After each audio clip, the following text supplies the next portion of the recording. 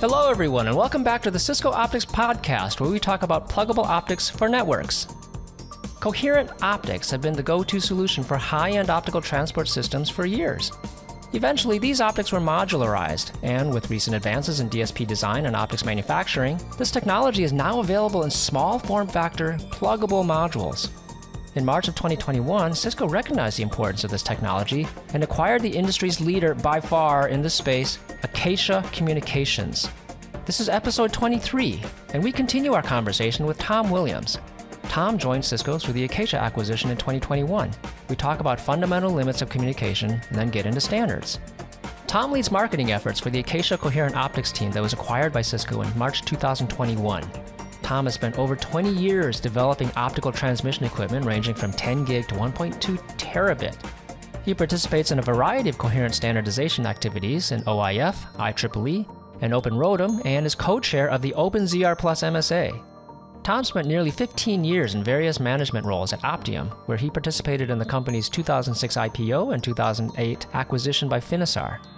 Tom joined Acacia in 2015, where his role has included corporate and product marketing responsibility, as well as contributing to product roadmap definitions. Folks, optical transport technology like this and client optics for Ethernet may have been separate worlds before, but now they are beginning to look the same.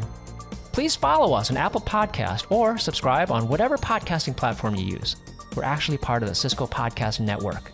Check out our blog at blogs.cisco.com and search on hashtag Cisco Optics Blog. All one word, no hyphen, and no spaces. You'll find podcast episode notes with timestamps there.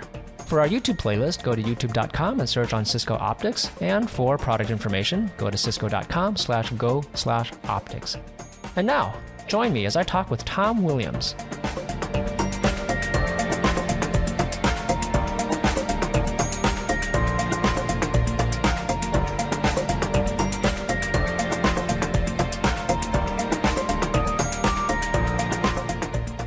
So I was thinking, just wait for the next CMOS node and you're good to go, right? But at the same time, you said, well, we're getting into higher QAM, getting into higher data rates. So that's kind of like an upward battle.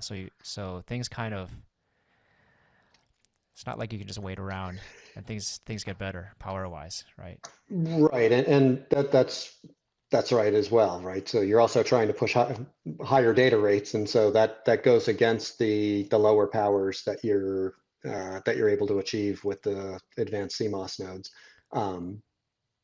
And like I said, like we're running out of the ability to just go to higher order modulation because you just don't get that much more improvement by going even higher. One of the things in the transport market that gets a lot of talk today is that we're approaching the Shannon limit, right? Where not only has coherent and as much as I say we knew the math, the algorithms over the last 10 years have really improved and introduced better effect technology, probabilistic shaping, like the algorithms have actually improved over time. And what is the Shannon limit? So the Shannon limit is basically the theoretical limit of how much information can be transmitted and received through a channel. And so if your channel is defined by a certain bandwidth available, it puts an upper boundary on the maximum amount of information that channel can carry. And so, we're not there yet, right? I mean, there's still improvements that can be made, but if you think about when Coherent was first introduced, so standard early implementations, there were some like 40 gig and 2x50, but early implemented 100 gig was 100 gig QPSK was the first like really broadly adopted solution, and that was deployed. The implementation was on the order of 30, it was usually about 32 gigabaud or so, and that was sent through a 50 gigahertz channel. And later generations, we moved from QPSK to 16 QAM. And so we went from 2 bits per symbol to 4 bits per symbol, doubled the amount of data, still using the same baud rate, still fitting in the same channel and still able to address a lot of network applications. And so we essentially doubled the capacity per channel, per set of optics, right? You essentially get twice as much data through the same set of optics. So it was a really efficient way to scale the network. If you fast forward to today, that was a 2-to-1 factor. Now our solutions tend to be very closely coupled in terms of the uh, the modulation format used to maximize, like I said, we can go all the way up to 64 QAM. We can dial that down to lower order modulation if we need a little bit more performance. We can adjust the spectrum and match it very closely with the filter characteristics and the channel that's available. And so if you think of that channel as the maximum, the theoretical limit of the channel capacity, well, at 100 gig I might not have been pushing the limits of how much data could be transmitted through there. At 32 gigabaud, I probably had extra space in the bandwidth available in my channel. I wasn't Mhm. pushing that so closely. Today, we have very finely tuned solutions that are really optimizing every bit of capacity that we can get out of the channel. And so continuing generations, there's incremental improvements, and we get a little bit better algorithms with each generation, but we're not getting those kind of 2-to-1 games, right? Mhm. It's just not possible anymore, and so that's The having a big impact on how we all think about next generation developments and everything. the optimization that you mentioned is per channel or for the channel. Is that dynamic or is that in the design? It can be in practical implementations. I think that's actually an area where there can be some improvement over future generations, is to make that a bit more dynamic. I think the hardware is capable of supporting it, but the control plane and everything else that's necessary to make that fully dynamic isn't quite there yet. So in general, most of the time, even though the hardware can be very flexible and do almost infinitely tunable, um, for a given network, it's generally set up in a handful of different modes, and those are sort of considered to be the optimal solution. So one network operator might use different modes than another one, but it's not dynamically fine-tuned on a link by link basis. So I think that's an Okay. area for potential improvement. I think it's something that um, we might be able to get a bit more performance Okay. out of the network if we can take more advantage of that. But a single piece of hardware you're saying can be set by the user when they deploy it, depending on the conditions that they're Yeah, in which they're and deploying it. in a submarine application, they might actually fine tune each individual link, right? In that Mm. case, it is a bit more dynamic, but, so you always end up with this trade-off between how scarce is the fiber, how much do you want to put into actually getting the absolute most out of each individual wavelength, and so submarine sort of being an extreme of that. In those cases, they might actually fine tune each individual link. In other applications, as you go closer toward toward long haul than metro, it's more likely that they make more of a trade-off for simpler operations, and use something that is kind of on average the right solution. So, maybe this is a good segue to something else I wanted to touch upon. I I'm fairly aware that certain activity in standards bodies is setting the groundwork for having this dynamic adjustment capability um, possible. I'm thinking of like CMIS, basically having like certain monitoring features available. You mentioned OIF toward the beginning of our conversation. What was your involvement there, and is there anything you can say about standards in general? Um, yeah, I've been pretty active in a number of different standards. Coherent has really the latest generation of pluggable interfaces have gone through a lot of different standards activity targeting different applications and building on it. All started with OIF and 400ZR, and that was targeting a specific use case driven by some of the hyperscale network operators where they have you know links that are generally below 100 kilometers. These are very high capacity links, and they wanted to go to a model where they could deploy. They again saw an intersection point where it seemed feasible that at 400 gig they could support coherent interfaces that could address these kinds of links in the same Would form this be factors to that are used. support the data center interconnect in which like they have a cluster of data centers and they want to view it logically as a single data center?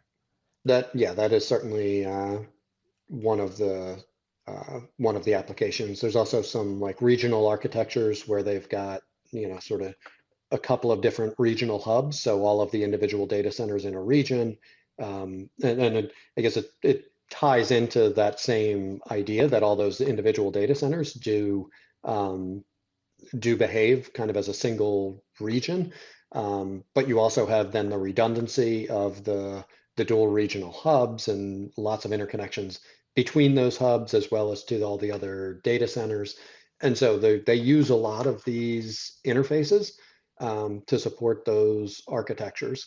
And they wanted to move away from having to have external transport equipment, largely from a power reason, right? They needed a more power efficient solution, and the way for them to do that was to drive the coherent optics directly into the router and drive this 400ZR standardization.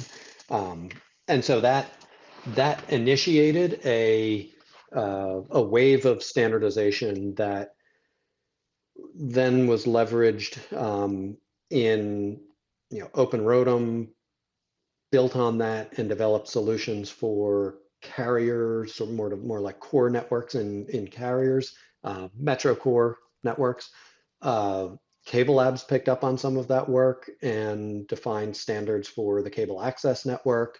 Uh, it's now IEEE is working on coherent standardization. So there's been a lot of standard. ITU and ITU also had both Open ROADM and ITU had 100 gig standards as well, but those weren't real widely deployed because there was a big difference between what you could achieve with proprietary solutions compared to the standardized solutions. One of the things we did at 400 gig is that these really are pretty compelling. It doesn't mean there's still room to get a higher performing solution with a proprietary interface, but it strikes a really good balance with these 400 gig solutions for the level of performance that can be achieved with an interoperable solution in a pluggable form factor that, in a lot in the ZR and ZR plus operating world are actually in router based optics. So it's really provides a a use case that is really compelling there, but also the benefit when we put them into like a CFP2 form factor in more of a carrier type application. They're really benefiting because they're using the common technology with the volume of the hyperscalers, and you just drive a lot of volume on this common investment that is being made across the industry. So was it the opportunity to put coherent optics in pluggable form factors that jump started the drive to standardize? Because coherent had been around for a while, a little while, right? But like you said, it was all proprietary, right? So what was the trigger point that made people think, okay, we got to standardize this now? Yeah, and there's so I would say that that is two different steps. A lot of times people treat pluggable and standardization as being, you know, to get bound together. It really occurred in steps, right? So you started with coherent just Coherent coming to market as proprietary solutions. Pluggable was then introduced, which created an operational model that was great for the network operators. And then what triggered a lot of the standardization was those pluggable form factors coming down to a size that could be the same as the client optics.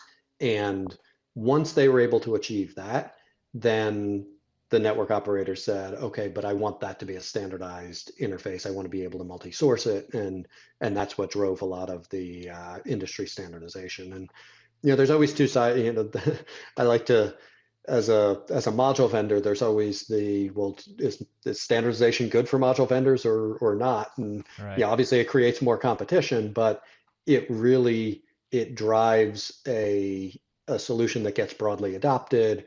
It makes it very clear that you're developing the right solution and that there will be a market there when your product comes to market. It So there's a creates lot an of benefit ecosystem, for right? yeah, there's a lot of benefits for standardization from the vendor perspective as well.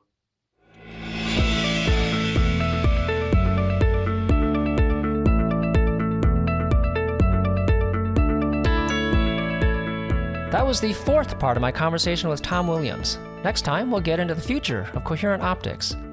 Follow us on Apple Podcast and leave a review, or subscribe on whatever podcasting platform you use. You may see the Cisco Podcast Network come up when you search for Cisco Optics Podcast. That's where we live, and you can find other great podcasts there too. And we'd really appreciate you helping to get the word out. Share this with friends and colleagues that come to mind when you think of network technology and optics. Also, check out the Cisco Optics blogs at blogs.cisco.com and search on hashtag Cisco Optics blog. No spaces and no hyphens. We also have this podcast and educational videos on YouTube. Just go to youtube.com and search on Cisco Optics. Thank you for listening. This is Pat Chow, Product Manager at Cisco Optics. The next episode is the final part of my conversation with Tom Williams. Until next time.